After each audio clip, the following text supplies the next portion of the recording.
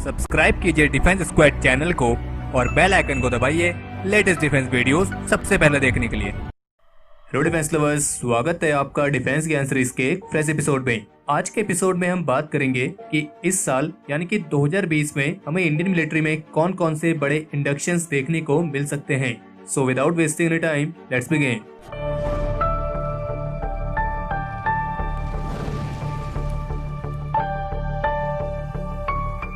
तो इस साल जो सबसे पहला इंडक्शन हमें देखने को मिलेगा वो होगा 155 mm की धनुष आर्टिलरी गन का, जिसे भारत में ही स्वदेशी तौर पर अपग्रेड किया गया है। इंडियन आर्मी ने इसके टोटल 114 यूनिट्स के लिए ऑर्डर दिए हैं, जिनमें से 6 को ऑलरेडी 2019 में डिलीवर किया जा चुका है और मार्च 2020 तक इंडियन आर्मी की सर्विस में धनुष आर्टिलरी गन्स की पहली रेजिमेंट को पूरी तरीके से इंडक्ट कर दिया जाएगा। यानी कि मार्च 2020 तक इंडियन आर्मी को करीब 18 धनुष आर्टिलरी गन्स मिलेंगी। इसके बाद जो दूसरा बड़ा इंडक्शन हमें देखने को मिल सकता है वो होगा अग्नि 5 इंटरकॉन्टिनेंटल बैलिस्टिक मिसाइल का। हालांकि अग्नि 5 मिसाइल को 2019 में ही इंडक्ट किए जाने की बहुत ज्यादा संभावनाएं थी, लेकिन 2019 में अग्नि 5 मिसाइल को इंडक्ट नहीं किया गया है। लेकिन पिछले साल नवंबर में डीआरडीओ चीफ डॉक्टर जी सतीश रेड्डी ने इकोनॉमिक टाइम्स के साथ एक एक्सक्लूसिव इंटरव्यू में बताया था कि अग्नि सीरीज की मिसाइल का डेवलपमेंट पूरा हो चुका है और अब ये मिसाइल अपने इंडक्शन की प्रोसेस में है। तो इसलिए इस बात की संभावना है कि अग्नि 5 मिसाइल इस साल की शुरुआत में भारत के स्ट्रेटेजिक फोर्सेस कमांड में औपचारिक रूप से कमीशन की जा सकती है।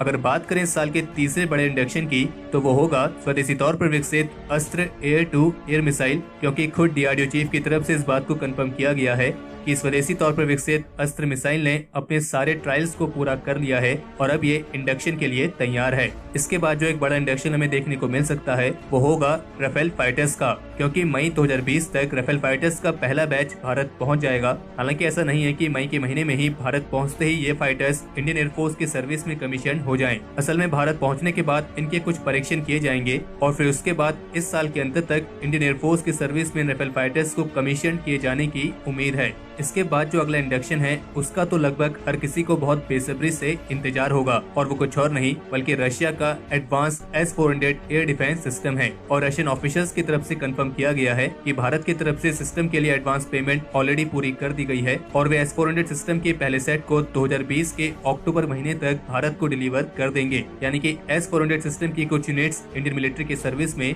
2020 के अंत तक कमीशन हो जाएंगी। अगर बात करें अगले बड़े इंडक्शन की, तो वो है स्कॉर्पियन क्लास की सबमरीन्स आईएनएस क्रंच और आईएनएस वेला। हालांकि आईएनएस क्रंच को 2019 में ही कमीशन किए जाने की उम्मीद थी, लेकिन 2019 में हमें इसकी कमीशनिंग देखने को नहीं मिली और इसलिए आईएनएस क्रंच की तो इस बात की पूरी संभावना है कि 2020 में ये इंडियन नेवी की सर्विस में कमीशन हो जाएगी। लेकिन जहां तक बात है आईएनएस वेला की, तो उसके भी समुद्री परीक्षण चल रहे हैं, लेकिन इसको लेकर भी कहा गया है कि 2020 के अंत तक आईएनएस वेला को कमीशन किए जाने की उम्मीद है। और इसके अगले बड़े इंडक्शन में ही एक और सबमरीन है और वो है अरिहंत क्लास की दूसरी nuclear powered ballistic missile submarine INS अरिघट। हालांकि ऐसा कोई ऑफिशियल कंफर्मेशन नहीं है कि 2020 में इसे कमीशन कर दिया जाएगा, लेकिन अगर कुछ मीडिया सोर्सेज की माने तो आईएनएस अरिघट भी 2020 के अंत तक इंडियन नेवी की सर्विस में हमें देखने को मिल सकती है। इसके अलावा इस साल 2020 में इंडियन एयरफोर्स को 22 अपाचे हेलीकॉप्टर्स की डील में से बचे हुए बाकी हेलीकॉप्टर्स की यूनिट भी डिलीवर कर दी जाएंगी और जबकि पिछले साल 2019 में 8 Apache helicopters already Indian air force को दिए जा चुके हैं। और जैसे कि इस हेलीकॉप्टर के मैन्युफैक्चरर्स बोइंग कंपनी का कहना है कि इंडियन एयरफोर्स 2020 तक 22 अपाचे हेलीकॉप्टर्स की फ्लीट को ऑपरेट करेगी,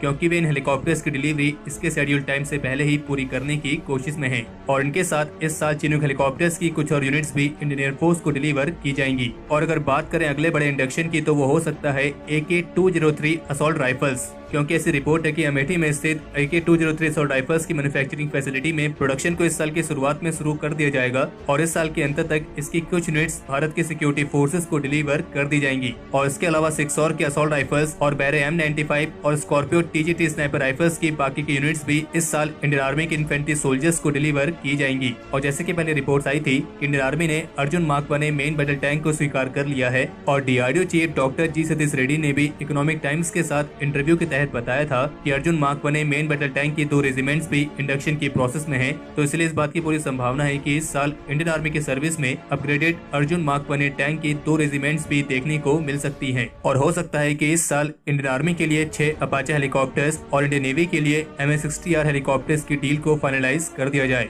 तो ये थे वो कुछ मेजर मिलिट्री इंडक्शंस जिनके इस साल 2020 में होने की सबसे अधिक संभावना है। बाकी आप हमें कमेंट सेक्शन में लिख के जरूर बताइए कि आप इनमें से किस इंडक्शन के लिए सबसे ज्यादा एक्साइटेड हैं। तो हमारे आज के इस एपिसोड के लिए इतना ही। अगर इस वीडियो को लेकर आपका कोई सुझाव या सजेशंस हो तो उसे कमेंट सेक्शन में शेयर जरूर करें, और अगर आपको ये वीडियो पसंद आई हो तो इस वीडियो को लाइक करें और अपने फ्रेंड्स के साथ शेयर करें। और अगर आपने अभी तक चैनल को सब्सक्राइब नहीं किया है तो चैनल को सब्सक्राइब करना ना भूलें।